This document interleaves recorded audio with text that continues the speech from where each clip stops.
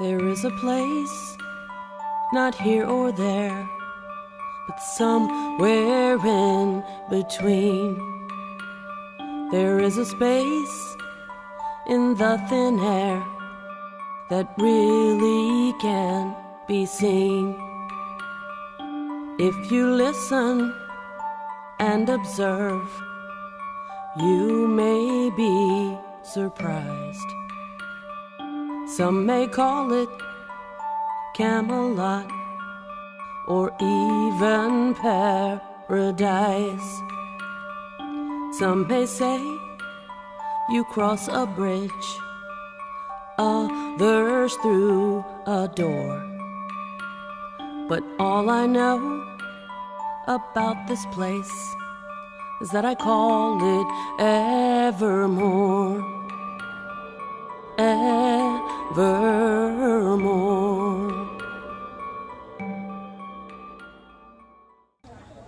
Hello, sweet spirits. Welcome to the show. My name is Suzanne Sorrell, and I'm the host and founder of Evermore Paranormal. Today, we are in Gettysburg, Pennsylvania, on a paranormal road trip. In particular, I am at the Farnsworth House in ParaCon, interviewing participants. So let's get started. Please welcome Mike Stevenson to the show. Hi, Mike. Hi, everyone. So, Mike, what brings you to the Farnsworth House ParaCon? Well, I enjoy coming out here. I enjoy the Farnsworth House, and I enjoy Gettysburg in general. So any opportunity I get to come out here, and of course even set up a table and show everyone my books.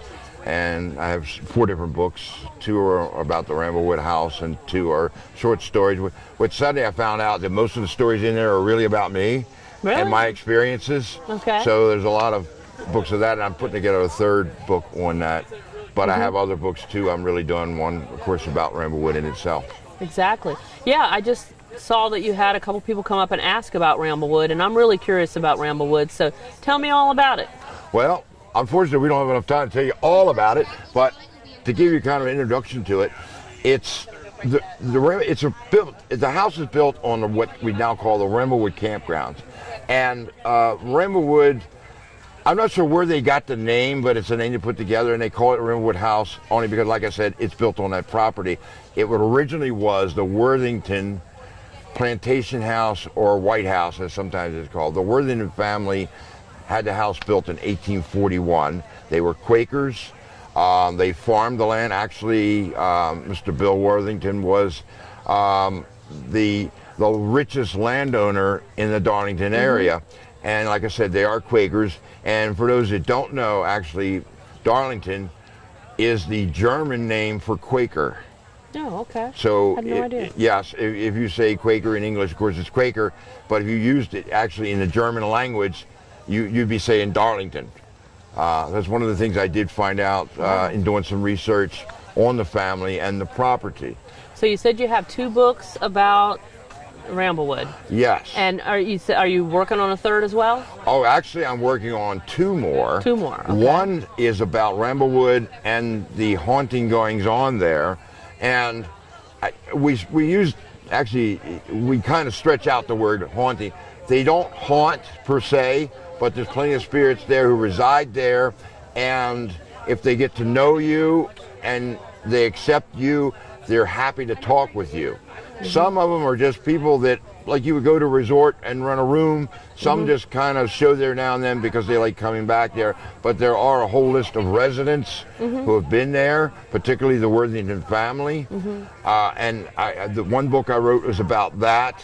And I had a lecture I done. People say, well, how can I get that lecture since you don't do that lecture anymore? Well, I put that lecture, it was a PowerPoint lecture, I put it in print. So there is a print version of the PowerPoint about the Worthington family and their genealogical history, and it dates all the way back to the year 1212. Wow. So it has that much information about them. There is a 2nd book I've been working on for about 7 years now. It's ongoing. There are 2 urban legends about 2 girls who died there. One has almost no information about it, and that was a 16-year-old girl named Emily. The interesting thing, and I'll give you this much detail about it, The grandfather of the family owned the local newspaper called the Aegis. It still carries that name, but the paper's been sold to the Baltimore Sun paper, so they now own it. But originally, it was owned by the Worthington family. Now, when the 16-year-old girl Emily died, figuring out the rich, prominent man who owned the newspaper and the father of the child, who was the richest landowner in the whole neighborhood, when she died, the only thing that got in the newspaper was Emily Worthington died yesterday at age 16. That was it. So obviously, to me, I'm saying, wait a minute, there's something wrong here, something very suspicious about this death, that even the family didn't post anything more than a one-liner about the 16-year-old daughter who died. And there's also less about the other daughter who died at age 25. It is said that, the urban legend says that she hung herself in the cupola of the house. Through much forensic investigating, I found out that she did not hang herself, but she was murdered. She was actually hung. There's also part of that same urban legend involved where the maid accidentally killed herself by falling down the household stairway, because, as the legend goes, she was not used to walking down a large carpeted staircase. Number one, what's wrong with that is, if you have a very well-built staircase with a lot of room, especially if it's carpeted, even if you're running down the stairs, there's not much chance you're going to fall down that steps. Also, the way houses were built in the old days, there were servant staircases and there was household staircases. Now, the third floor where this woman was hung, the maid who seen the action, what was going on, she was running downstairs to tell the father of the girl and, of course, her boss what happened to her. You know, like, she was just found hung. The third floor, the only staircase that goes there is the servants' staircase, because the third floor of these old houses were built for the children and the servants. The household lived on the second floor. Now, the teenagers and on up naturally lived on the second floor with the parents, but the younger children, they all lived on the third floor with the nanny and other servants. Now, if you were a person working somewhere, if you looked at the problem forensically, for instance, as to what would happen with this woman killing herself, she didn't kill herself. She also was murdered, because if you're running down a flight of stairs to get outside from the third floor to the servant staircase went actually from the third floor all the way to the basement, and it did stop on the second and first floor to go out the front to see this man, you know, to tell him what went on. She would not have left that staircase, walked out through an open door, walked down a hall, and then continued down another staircase. It would have been ridiculous to do that. In a panic, you do things by habit. And by habit, she would not have done that. Now, there is a lot of paranormal activity on the landing between the two staircases, and what we've managed to forensically figure out is that woman encountered the murderer on that landing, and she was pushed over the railing. That's why she was found on the household staircase. She was pushed over the railing at that landing and fell down to the first floor and broke her neck. Wow. So there's a lot of stuff that can be investigated, that you've been investigating. And now I really want to go to Ramblewood. And I know we're going to be going in the wintertime sometime. But well, thank you for joining us on the show today. You're quite welcome. I enjoy being here every time. Thank you. We'll come back soon. I will. Thank you.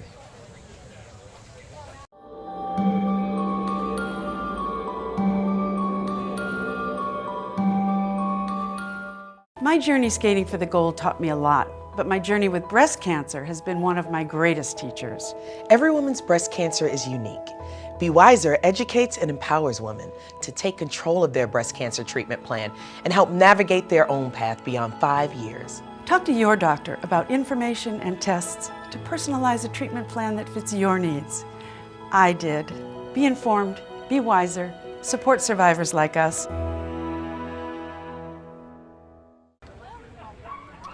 please welcome Judy Lidle to the show. Hi, Judy. Hi, Suzanne. It's great to finally meet you in person. Absolutely. Yeah, I follow you on Facebook.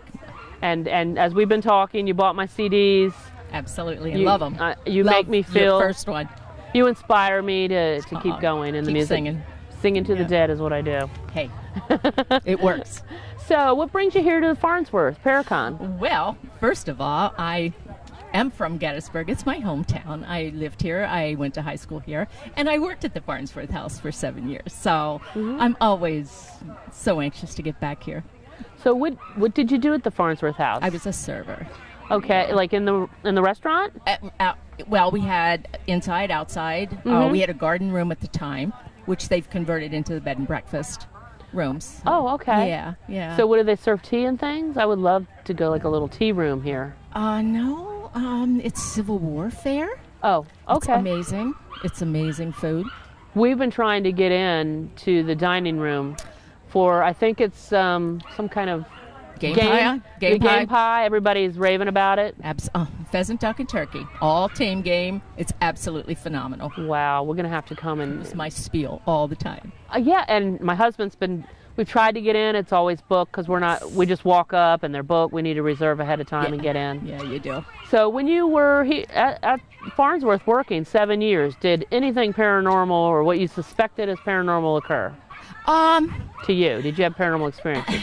Not really so much when I worked here. I mean, I was always aware of what went on up in the garret, up in the attic. Oh, you know, I mean, that they have a little guy here that likes to run balls across the floor and drive people crazy. But he's just a little guy named Jeremy, and he's just amazing. He just likes to play, and you have to just tell him stop. So you've experienced stuff like that with Jeremy? I haven't experienced Jeremy per se, but a couple years ago I brought friends, my daughter and some friends of hers along, and we stayed in 2 of the bed and breakfasts. And my daughter and I were in the Jenny Wade room, and my daughter, she totally freaked out because when we went to bed, her shoes were under the bed, and the door was locked. And when she got up, the shoes were on the other side of the room, and the door was unlocked. Wow. Yeah. So has she been back? No. No, she won't. That was enough. Yeah, well, Yeah. I'm just, it doesn't bother me because unless they're, nasty. Right. I think that was just a fun, playing around prank kind of thing. Sure, yeah. Because the Farnsworth house really is totally... It's haunted. Yeah. Yes. I've stayed on. This was the first place I stayed at when I came out.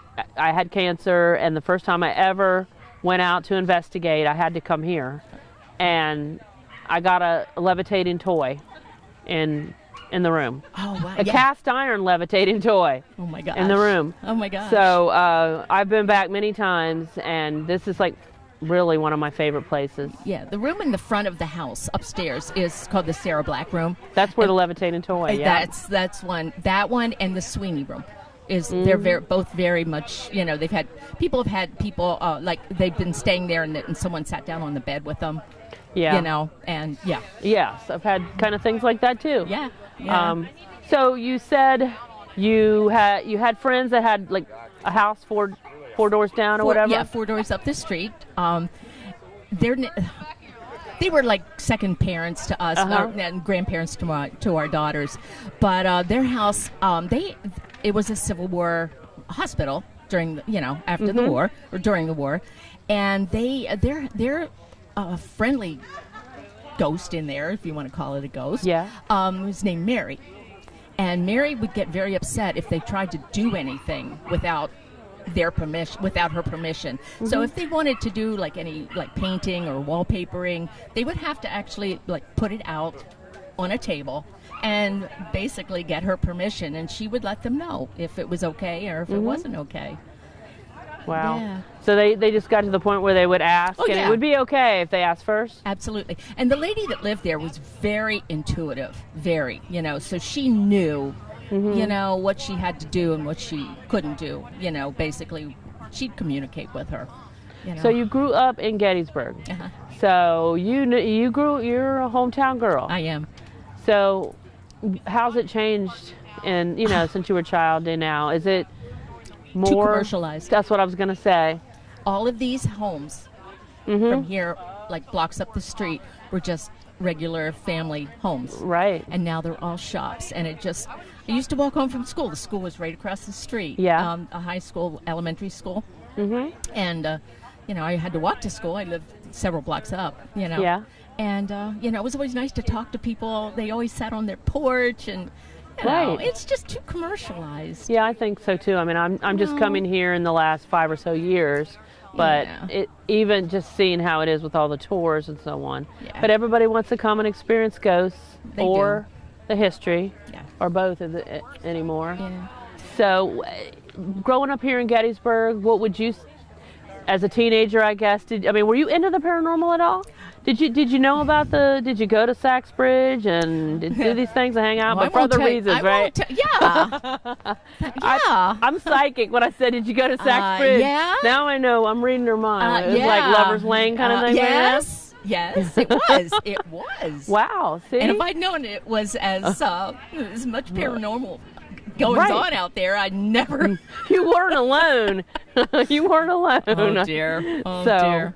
thank goodness the recordings weren't back then, I'm sure. I know. So, other places that... in reference to the house I was speaking about, yes.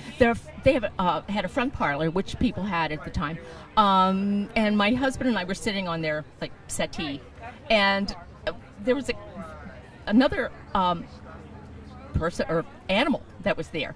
It was a cat, and the cat just proceeded to walk into the wall. Gone. Oh, wow. Yeah, it was amazing. So a ghost cat? Yeah, a ghost cat. Yeah, they seem to never. I mean, I had a couple dogs. My mom had a couple dogs, and they don't seem to leave really. They seem to hang around. Yeah. So.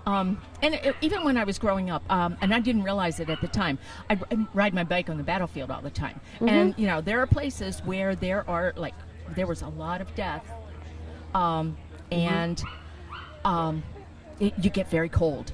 Very cold places, And my husband used to jog on the battlefield a lot. And out by the Pennsylvania Monument one night, he was jogging, and there was a soldier coming the other way, but he looked like a reenactor.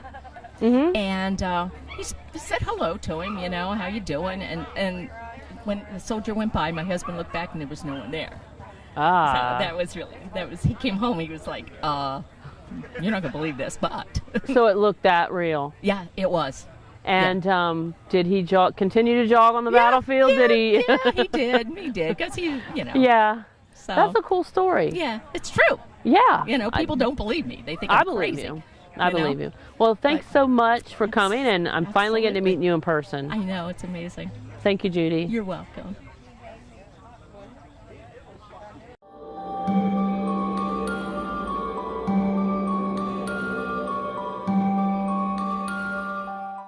Losing weight's a lot harder than gaining it, but with every step, I lower my risk for type 2 diabetes and heart disease, and that makes every step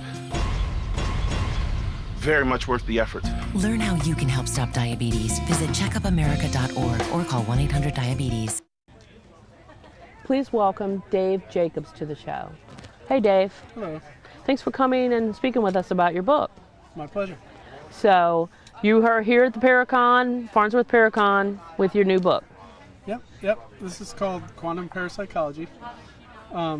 Basically, the subtitle of the book is How Science is Going to Prove the Paranormal. And we discuss how different phenomenology or phenomena end up, people talk about like ghosts in certain terms as dead spirits or dead people as spirits, and we explain it in kind of a different way as energy that never dissipates. We follow the laws of thermodynamics, and we discuss quantum mechanics a lot, and how we can use those things to explain some of the things you see when you're ghost hunting, or hear EVPs and things like that. Like a possible alternate explanation of where those sounds are coming from, and the things you're experiencing, how they could be natural phenomenon that you're just misinterpreting. Wow. We take a lot of things into paranormal investigation with us, like feelings and emotions. We could be having a down day and things like that. And those energies come out from us and go into the environment, right? Ah. And so it can affect what we're getting back from the environment as well as what we're putting in.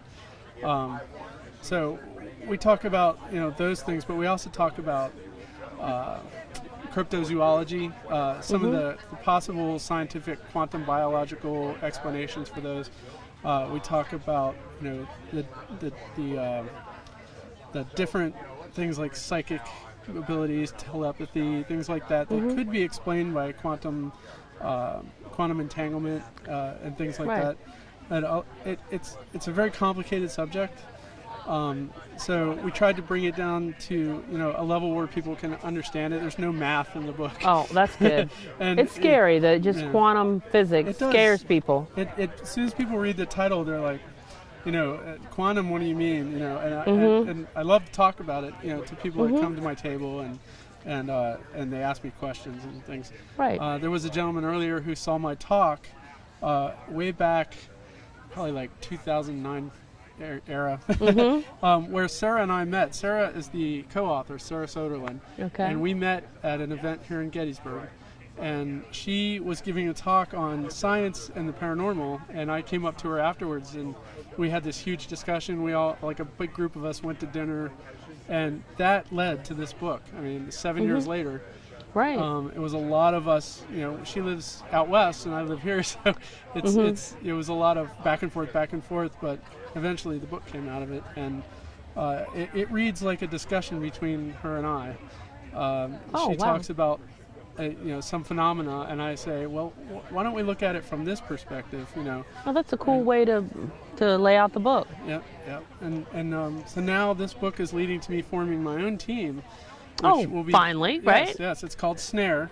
Spelled just like we think? Yeah, it's snareteam.com. And what it will be a strict set of scientific principles that we'll use for investigation. There will be no, I saw it on TV, so we're going to try it. No, there has to be a reason behind it.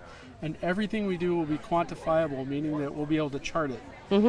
We'll do a lot of things over and over and over again so that we can get numbers or does, feelings are hard to quantify, right? So, but if you get the same feeling every time you do the same action or on the same date every year, that's something you can quantify. You can write that down.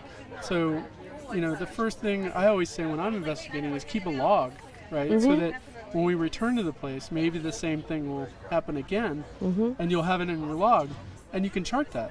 Right. And if 100 people go on the same investigation and have the same feeling, maybe they want to know about it. So, exactly. Yeah. So those are things that are scientific. And, right. So we are working on starting a team like that. Right now it's just me. Just you. I mean, is this the co-author going to be on it, or you don't know? Yeah. So what I'm doing is anybody can join my team if they have an interest. They don't have to be with me on investigations, as long as there's a discussion, a dialogue going on, and we kind of want to have the same methodology. But I'm willing to take anybody, and right. And even if they're on their own team, they can take what I'm trying to profess and take it to their team and try it out there. And hopefully it'll lead to more scientific investigation. Sounds good. I'm interested. And you've talked about the book. I don't feel as apprehensive about it after you explained it to me. And and I think that because I'm a scientist too, but maybe not that that scientific, but definitely keeping records of everything, documenting everything. Yes. And the website was Snare. Yeah, snareteam.com, and we also have a Facebook group called Quantum Parapsychology that's fairly active. Okay. There's probably about 1,000 people on there. Wow. And we I post current articles about quantum mechanics on there all the time, experiments and things you can try. And, wow. I'm working on designing your own equipment to take on investigations that are low cost, and you can build things that are simple that you don't have to pay somebody at a ghost store or something like that, like hundreds of dollars for something when you can figure out how to do it cheaply. Exactly. So I mean, it may not look as fancy as something store bought. But Well, I barely use equipment myself, but yeah, there are a couple things I like to take every time. Well, it's been great talking to you. Thank you. And thanks for coming. Yep. So thanks for joining me on another paranormal road trip. Until next time, peace out.